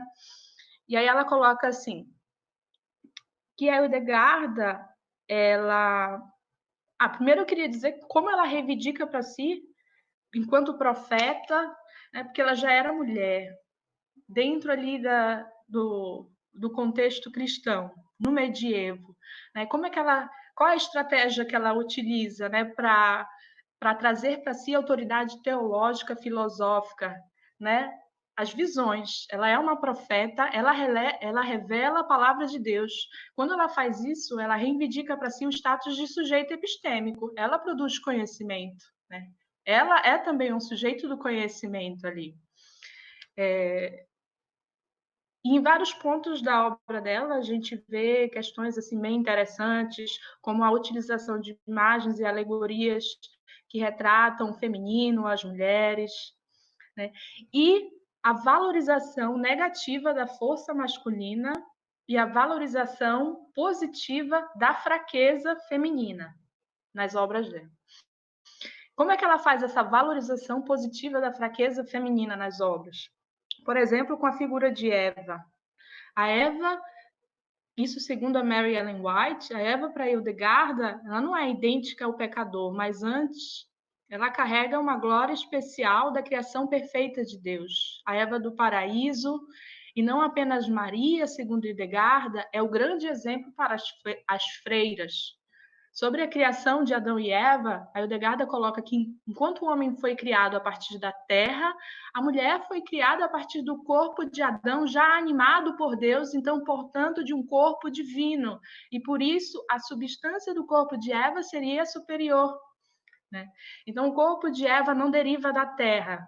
E aí isso vem também da cosmologia, da teoria de Galeno, que ela pega na antiguidade, dos elementos, né, que ela distingue. E aí, por então Adão ser derivado da terra, ele teria esse corpo inferior a Eva. E apesar da Hildegarda, então, corroborar que a mulher ainda está sob o jugo do homem, ela apresenta aspectos conservadores, sim, mas essa visão de Eva desafia a interpretação patriarcal de que a mulher seria, né, inferior ao homem totalmente, porque sua substância, seu corpo é algo inferior. E ela também recusou atribuir a culpa do pecado original a Eva, da forma como os outros teólogos fizeram no medievo. Para ela, foi por causa de uma mulher, a Eva, que o pecado entrou no mundo, mas foi por causa também de outra mulher, Maria, que a redenção veio ao mundo. Eva e Maria são mães da humanidade de Cristo. Então, ela traz visões assim bem ricas sobre a construção das mulheres e do feminino dentro da teologia. Outra coisa que eu queria trazer é quando ela faz essa relação entre o feminino e a fraqueza, valorizando a fraqueza das mulheres. Aí ela coloca assim, a verdade bíblica é que Deus escolhe exatamente o socialmente mais fraco e não aqueles que o mundo considera com estima para falar através do povo, né? Deus tem essa relação com os mais fracos. Aí ela também vai fazer uma comparação entre a carne da mulher com a carne de Cristo. Ela enfatiza que a salvação não tem base numa natureza divina forte, mas na natureza humana fraca, do Salvador, né? E aí ela faz essa relação entre a carne da mulher e a carne de Cristo, paralelo mulher-Cristo. E aí também tem no nosso blog uma postagem onde ela traz a visão do universo como um ovo. E tem uma tradução de um capítulo, acho que é do Matthew. Alguém me lembra? Janine, tu lembra o nome? Matthew Fox. Que no livro, acho que é Cívias, né? Porque depois ela revê essa questão do universo como um ovo, mas acho que é no Cívias que ela traz essa ideia do universo como um ovo. E isso aí vem de... as pessoas cogitam que pode ser tradições simbólicas da China, da Índia, do Egito.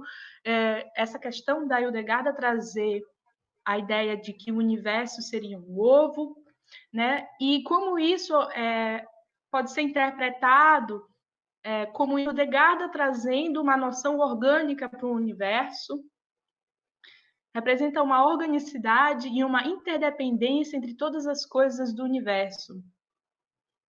Como isso é interessante para pensar em teorias feministas hoje, para pensar a vulnerabilidade, a fragilidade das relações humanas, e como a visão orgânica do mundo também conversa com teorias ecofeministas atuais, como a Ingrid estava dizendo.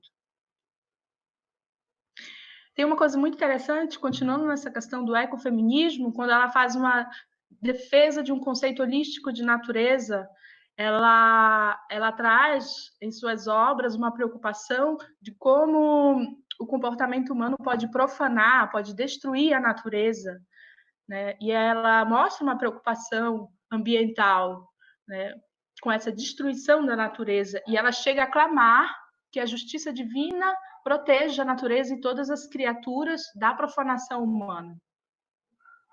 Ela fala sobre sexualidade feminina e masculina, como a professora Janine já colocou, e a Ingrid também. E ela fala do prazer das mulheres, né? Como estavam colocando aqui nos comentários, Hildegarda fala do prazer das mulheres. Ela fala assim, citando Hildegarda, além disso, o prazer de uma mulher é comparado ao sol, que carinhosa, gentil e continuamente enche a terra com o seu calor. Né? Então, isso Não, queres terminar, Camila? Não, só porque tem uma outra pergunta. Eu só ia falar que tem uma riqueza teórica e simbólica muito grande nas obras de Hildegarda, quando ela fala sobre as mulheres, sobre o feminino, né, que destoa bastante da tradição da época. E aí eu ia citar também que 2 séculos depois de Hildegarda é escrito O Martelo das Feiticeiras. Eu acho importante citar esse livro aqui, né, em 1484, que coloca as mulheres como agentes por excelência do demônio e serve de apoio para a Inquisição Católica praticar o genocídio contra as mulheres no medievo, e que aqui se debate, tem uma discussão sobre direito canônico e variadas obras de teólogos como Santo Agostinho e São Tomás de Aquino, aqui também é citado, para discutir essa demonização das mulheres, para criar todo esse mito, né, todo esse genocídio que aconteceu. Pode falar, Janine. Então, eu gostaria de passar um pouco para perguntas e comentários, assim, talvez eu comece um pouco aqui do final, porque está um pouco na temática de agora, né? Por exemplo, deixa eu só ver aqui, a Edla, né, que fala da questão da fraqueza. A fraqueza é a força, na verdade, né? E aí ela diz, bom, isso é teologia paulina. Ela está perguntando isso para ti também, tá, Yuzi? Né, Yuzi? Então, mas, e aí tem uma outra pergunta porque assim, aqui, sendo o corpo de Adão divino e Eva saindo da costela deste corpo divino, como pode o corpo dela ser superior ao de Adão? Não há sentido, não haveria sentido no argumento da Hildegarda, né? Mas não, eu não sei se ela não chega a usar palavras de inferior e superior, por exemplo, né? Uma coisa que eu acho que ela tem feito quando ela faz essa comparação, ou quando ela diz, né, que ela saiu do corpo que é carne, né, é uma questão um pouco mais holística do que essa de superior e inferior. Eu acho que tanto a Ingrid quanto a Camila podem ajudar a responder isso, porque não se trata justamente de uma hierarquização aqui, né? O corpo que é carne sai desta carne, portanto há uma outra qualificação do feminino aqui que não é aquela de um derivado, digamos assim, né? Sim. Eu posso fazer um comentário? O que eu li, assim, lógico, tem alguns problemas, assim, que eu vi por exemplo, de essencialismo, né? Se tu for pegar o conceito atual de essencialismo, mas o que ela fala é que a mulher, ela seria ontologicamente superior, porque daí ela seria de um material melhor, digamos. Ela, em algum momento, algum autor fala disso, né? E o que eu digo que é problemático, que seria, né, no essencialismo, ela fala que a mulher poderia ser ontologicamente superior porque ela dá luz, né? Ela tem o poder de gestar um outro ser humano e colocar outro ser humano no mundo. Entende? É um poder que o homem, né, sendo bem essencialista, né, o homem não tem.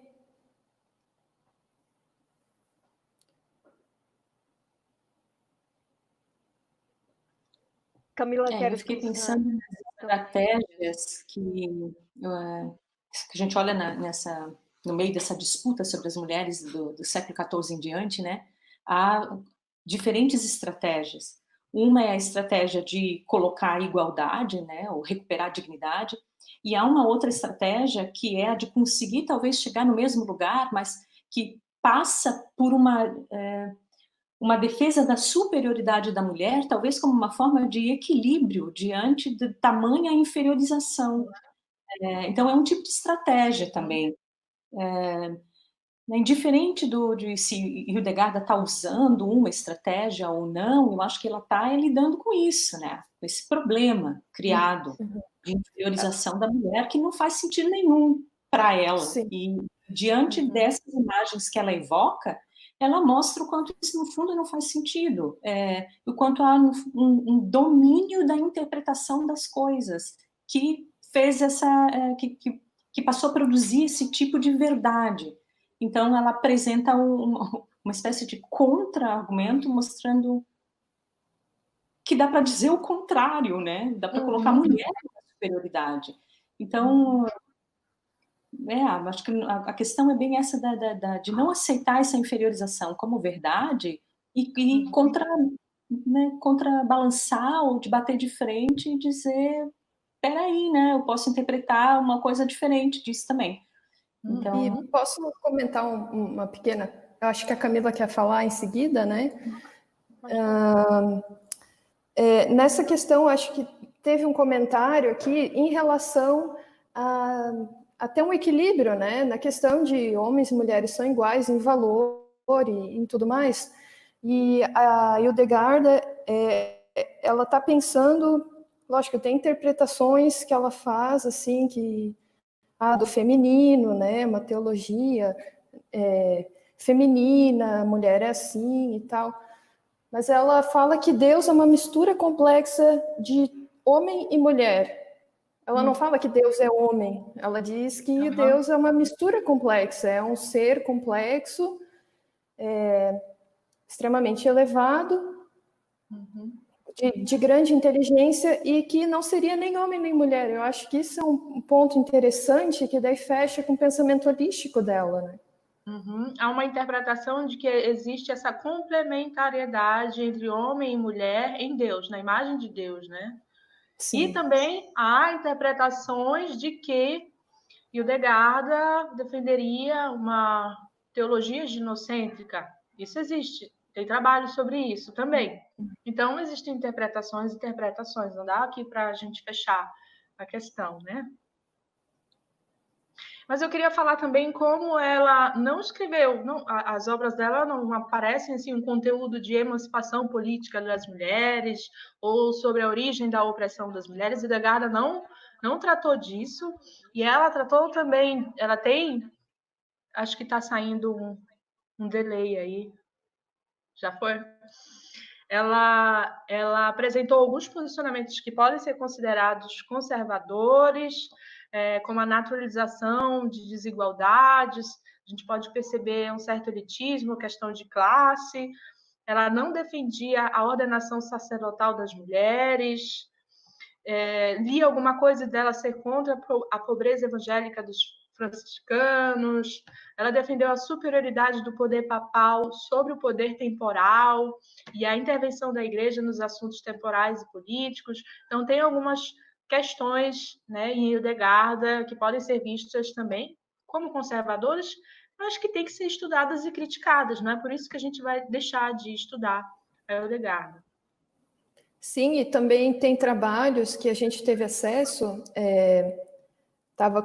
nós estávamos falando sobre isso, né, Camila, que tentam aplicar conceitos modernos, né, até mesmo relativos à sexualidade, relativos a gênero, falando em patriarcado e tudo mais, em relação a Hildegarda, mas tudo isso é muito complicado, né? Como que nós podemos pegar conceitos atuais e tentar falar de tudo isso, de que ela era oprimida pelo patriarcado, né? Tem várias formas de tentar pensar essas questões, né?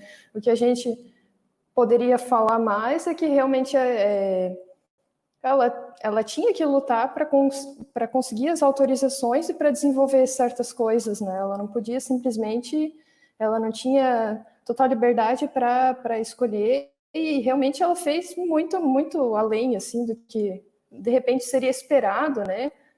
Ela foi uma mulher muito importante, assim, muito, muito forte, que fez coisas incríveis, né?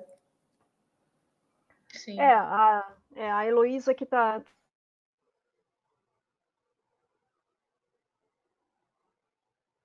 lembrando, né? Bom, ela se posicionou em 2 mosteiros, poxa vida, né? E ainda depois saiu em peregrinação, né? Já numa idade bastante avançada, aliás, né? Então, assim, sim, quer dizer, embora de novo, né? A gente esteja vivendo ali, ela esteja vivendo ali num período, como a gente também já tinha conversado um pouco, né? E tentado entender esse contexto dela de uma grande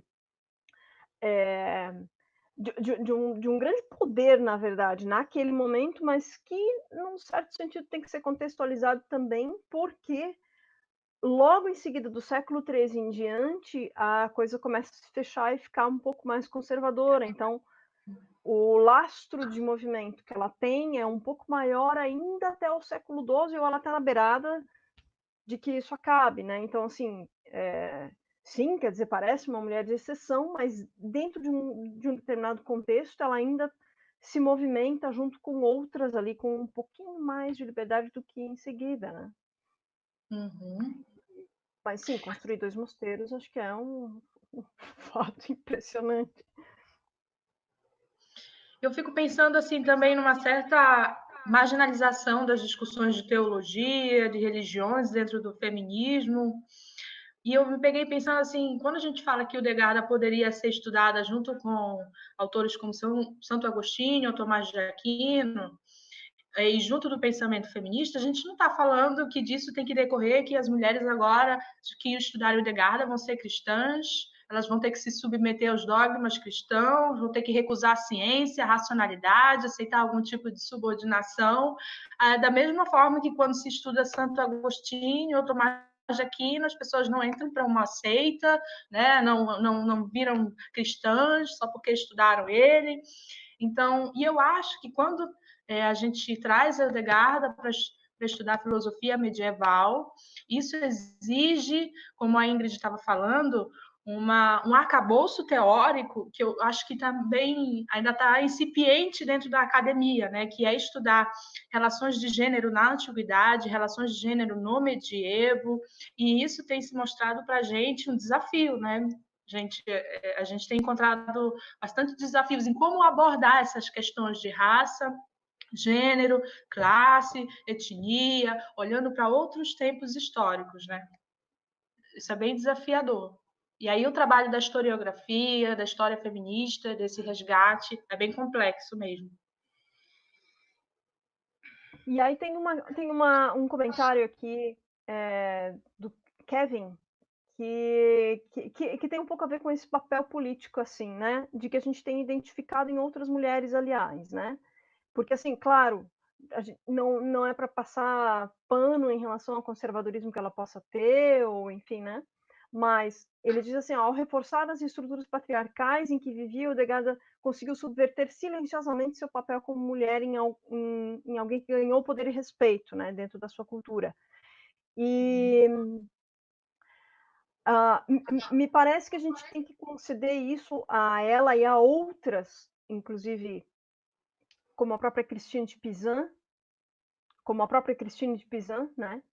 Que me parece que se move dentro de uma estrutura com as suas próprias possibilidades, mas dentro dessas possibilidades traz mudanças, inclusive através da própria escrita, né? Quer dizer, o fato de ela ter deixado obras escritas já me parece por si só anacronicamente, né, um ato político feminista, assim, né, justamente porque, quer dizer, a partir de um determinado momento, se você escreve, você já está dentro de uma espécie de revolução em relação à sua própria autoridade, né, epistêmica, como tu tinha falado antes também, Camila, né? Então, quer dizer, só o fato de ter escrito, deixado tudo isso escrito, né? Então, há uma espécie de dentro das estruturas, uma certa mobilidade. O que consigo fazer com essa mobilidade? Né? De repente, sem... Quer falar? Pode falar. De repente, sem todos esses contatos políticos, todos esses contatos que ela tinha em pessoas de alto cargo, de repente ela não conseguiria ter, não teria tido autorização para escrever, para sair em peregrinação, para construir um novo mosteiro, tudo isso é muito complicado, né? Mas até por isso, justamente, as estratégias que ela usa para escrever as suas visões passam pela própria autorização divina, né? Quer dizer, ela é uma fraca mulher humilde recebendo as palavras de Deus, né? Recebendo as visões de Deus. Assim, outro dia eu vi também uma autora comentando, dizendo assim, bom, ela está se colocando num determinado papel, que é o papel da escrita, mas ela está dizendo, bom, tudo isso que eu estou falando, na verdade, não sou eu exatamente, né? É Deus quem está falando. Então, e aí a gente discutiu isso sem chegar a conclusão nenhuma no nosso grupo, né? O quanto disso é realmente estratégia retórica, o quanto isso não é, o quanto isso a gente não conseguiu chegar a nenhuma conclusão sobre isso. Né? Há esses indícios. Sim, essa questão é bem complexa. Eu lembro das discussões, isso me inquietou bastante. E aí eu sei que a gente discutiu também a questão de que depende de qual olhar feminista, de teoria feminista, você está se apoiando para conseguir respostas para essa questão, né? Quando eu estava buscando bibliografia para entender, vamos dizer assim, você encontra uma variedade de coisas. Você encontra gente dizendo que existe uma escrita feminista, que já existe uma tradição da espiritualidade feminina ali presente em Hildegard. Outras vão dizer que não, você só pode falar que eram filósofas mulheres ou proto-feministas, ou nem isso, e que filosofia feminista ou filósofas feministas você só encontra a partir da modernidade, a partir de um movimento teórico-político formado, e quando conscientemente as mulheres vão defender ideias que falem sobre a origem da opressão das mulheres e que busquem causas, vamos dizer assim, projetos para a emancipação das mulheres. Isso seria considerar uma filósofa feminista. Então, você vai ter respondendo já um pouco para a Rita, que eu vi que ela me perguntou como é que é possível olhar para esses outros tempos, né,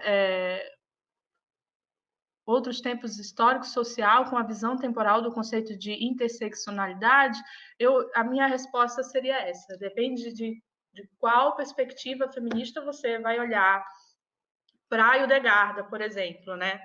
E aí a gente encontra trabalhos que têm, assim, a gente percebe fundamentos mais liberais dessa ideia assim, de feminismo na modernidade, junto com o Estado, movimento de emancipação política e de direitos, onde o indivíduo racional, né, demanda seus direitos, e aí tem todos princípios liberais ali em base, né, falando sobre o que é feminismo, então, identificando o feminismo com esse tempo, com essa teoria. Mas eu já tenho encontrado, que eu acho bem interessante, outros trabalhos com perspectivas pós-coloniais, decoloniais, pós-estruturalistas, dentro da filosofia da linguagem, por exemplo, o trabalho da professora Janine, quando ela fala de uma política feminista da linguagem, do texto, né, que vão tentar flexibilizar mais essa noção do que é feminismo, o que é a mulher, o que seria, então, uma agência feminista, né? E aí eu acho mais interessante esse caminho. Tenho encontrado trabalhos assim muito interessantes a partir dessas perspectivas. Por quê? Porque eu acho que quando você localiza o feminismo na modernidade, utiliza esses princípios para falar o que é uma filosofia feminista, se a filósofa era feminista, lá no medievo ou não, você apaga agências de mulheres de outras áreas geográficas que não a Europa e a Norte América, você limita um pouco o que você pode ver enquanto agência de mulheres, enquanto a luta histórica de mulheres, né? E esse reconhecimento, e limita também o reconhecimento de agência de mulheres africanas, orientais, indígenas, que também lutaram, que também subverteram a seu modo as opressões que estavam vivendo historicamente, né? Então, aí, por isso que é bom a gente pensar nesses limites e nessas inquietações mesmo, de como a gente vai olhar para outros tempos históricos a partir do pensamento feminista. E aí, talvez, nós estamos chegando num limite de horário aqui, né? E talvez fosse interessante a gente complementar tudo isso a respeito de Hildegard com algo que nos preocupa no projeto como um todo, né? No projeto Uma Filósofa por Mês, que preocupa, eu acho, parte das pessoas que nos acompanham aqui também, né? Que é assim, não é o mero resgate, talvez, por exemplo, de Hildegard de Bingen apenas para fazê-la constar ou não do cânone, né, ou fazer uma história da filosofia em que ela participe, né, mas ou como outras, né, que outras participem, que outras que inclusive participem fora daquilo que a gente está acostumado a chamar de filosofia ocidental, né? Mas uma coisa que nos preocupa é justamente tentar entender que tipo de contribuições essas reflexões destas mulheres com os seus problemas, com as suas tensões, com essas tensões que hoje nos soam tensões também, né? Ou que hoje nos soam um problema. Como é que elas, de alguma maneira, podem contribuir para as nossas reflexões contemporâneas, né? Então, isso que a Camila estava falando agora há pouco tem um pouco a ver com essa preocupação. O que a gente está fazendo quando a gente faz o resgate das filósofas? É simplesmente para constar? É para constar o nome? É para constar na história? Acho que não é não é esse o nosso interesse. Tem a sua importância, né? A história da filosofia tem a sua importância por questões de representatividade também, falando aqui, por exemplo, de questões de gênero ou de questões de raça, né? Ou de outras questões interseccionais. A questão da representatividade, eu acho que ela é muito importante, sim, e a gente vê isso, por exemplo, quando a Carolina Araújo dispõe para nós, né, os dados de crescimento ou não influenciados pela presença das mulheres na academia, né? Mas tem, então, a sua importância, sim, isso, mas eu acho que uma coisa interessante é tentar entender, assim, o que dessas filósofas contribui para a gente pensar, teoricamente, hoje, o feminismo, teoricamente, hoje, a filosofia, o próprio significado da filosofia, que é algo que interessa mais de perto a algumas pessoas do nosso grupo, né? Assim, pensar que imagens são essas da filosofia que comportam teologia ou não comportam teologia quando se trata de uma mulher, né? Ou comportam outras coisas, são mais borradas, né, do que essa mera ideia de uma filosofia estanque, tal como ela na academia aparece, né? Então, o nosso intuito também é um pouco tentar fazer esse resgate para pensar as nossas próprias questões. E aí, a Hildegarda nos ajuda, por exemplo, num determinado ponto, para tentar entender, por exemplo, também como é que a gente chega a um determinado tipo de política feminista ou não, né? Então, tem esses vieses do projeto que eu acho que são interessantes, né? E aí, eu não sei se Ilse e Ingrid querem comentar alguma coisa. Camila está voltando aqui. Voltou. Mas para fechar e agradecer também, na verdade, né, as convidadas que falaram aqui, agradecer a Carolina Araújo, a Rede Brasileira de Mulheres Filósofas, né, a parceria, agradecer a todas as questões que a gente não... São várias questões, eu até estou me perguntando se a gente tem como salvar todas essas questões, porque elas, né, elas nos aparecem aqui para a gente depois ir buscar e disponibilizar no blog. Então, vou ver se a gente consegue fazer isso. Mas, por favor, falem. Eu só queria fazer um comentário final. A Dilneia colocou assim: obrigada por essa elucidação da atuação política no mosteiro, né, em relação a outro comentário que foi feito entre os participantes, né, que estão ouvindo, mas realmente teve uma autora que falou que a Hildegarda fez no mosteiro um campo de batalha, e eu acho que se a gente puder aprender alguma coisa com a Hildegarda é que a gente tem que fazer a universidade um campo de batalha, sim. A gente tem que fazer das nossas vidas, né, um campo de batalha. A gente tem que fazer isso mesmo, né? E eu gostaria de chamar a responsabilidade para os nossos colegas homens da filosofia, do campo da filosofia, falar que é bom que eles também se interessem pelas filósofas, falar que o gosto não é uma questão naturalizada, se eles não estudam as filósofas, porque existe uma estrutura que sistematicamente apagou as filósofas e retirou eles dessa aproximação, né, das obras dessas filósofas. Então, chamar a responsabilidade para os nossos colegas homens também nos ajudarem nessa empreitada. E as colegas mulheres também. E eu só quero lembrar que, né, vocês podem encontrar no blog do Germina, então, mais material sobre a Hildegarda, sobre a Hipátia, que nós já trabalhamos, sobre as pitagóricas, e nosso projeto é um esforço que é para durar anos. Então, fiquem sempre dando um pulinho lá, porque a cada mês vai ter uma filósofa nova. Acompanhe o Instagram também, Uma Filósofa por Mês, e o blog do germina.wordpress.com. E só para dizer para vocês que, relembrando algo que a gente começou falando aqui logo no início da live, né, que é o fato de que, assim, a gente está aqui falando, fazendo uma live sobre Hildegarda, mas descobrindo a Hildegarda, né, porque imagino que como grande parte de nós, grande parte das pessoas que estão nos acompanhando aqui, Hildegarda não apareceu no seu currículo filosófico na academia, né? Então, assim, assim como outras não apareceram, né? E não apareceram nas nossas bibliografias. Então, estamos descobrindo Hildegarda, assim como descobrimos outras, assim como a gente fez uma pesquisa que foi razoavelmente profunda sobre as pitagóricas, a ponto de a gente descobrir que havia uma enormidade de material sobre as pitagóricas, quando a gente achava que não tinha nada, né?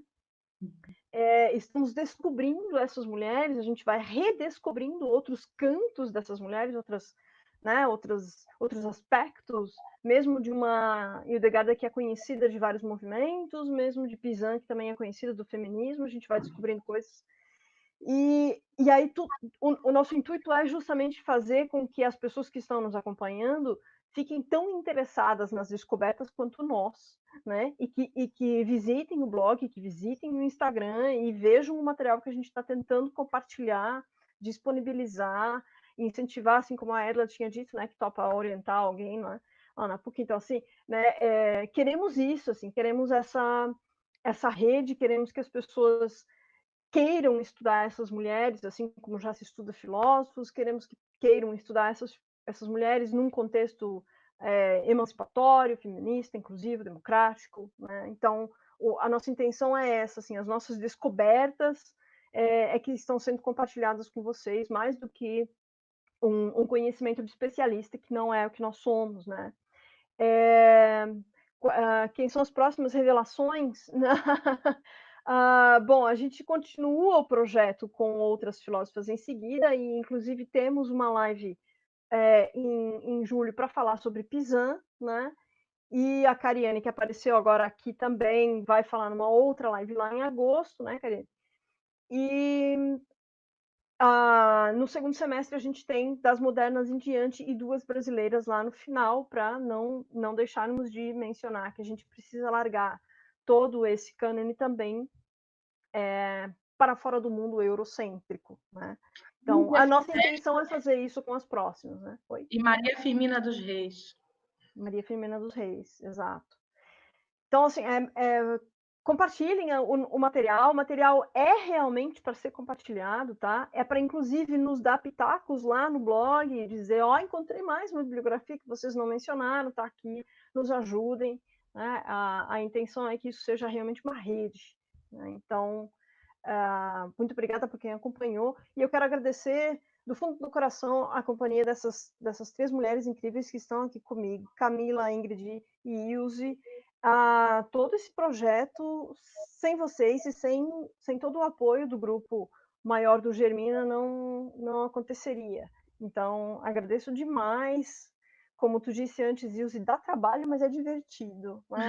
Então, dá trabalho, mas é divertido. A Teresa Dávila tem que vir no próximo ano, assim como outras filósofas. A gente vai continuar. Talvez uma coisa legal de comentar também é que nós estamos tentando também fazer um banco de dados. Então, se alguém que está vendo a gente agora está trabalhando como uma intelectual, como uma filósofa, escreve para a gente e diz, estou interessada nessa e estou trabalhando com essa. Talvez seja alguém que a gente já tenha anotada na nossa listagem, né, para em algum momento no futuro talvez liberar. E a mesma coisa se você está interessada em trabalhar com alguma, né? A gente quer ser um lugar para que quem tem encontre alguém e para que um lugar onde alguém está trabalhando nos diga, olha, tem ela, eu estou trabalhando com ela. Então, isso só vai crescer como um banco de dados para a gente poder disponibilizar cada vez mais e criar cada vez mais pessoas interessadas e saber quem está trabalhando com quem. Então, né, quem está nos assistindo ganha nos mande essa informação ou procure ali dicas daqui a um tempo, próximo projeto. Isso. E muito obrigada a todo mundo, obrigada, gurias. Obrigada. Obrigada. Muito obrigada. Até Tchau, a próxima gente. live. Até! Viva Hildegarda! Viva Hildegarda!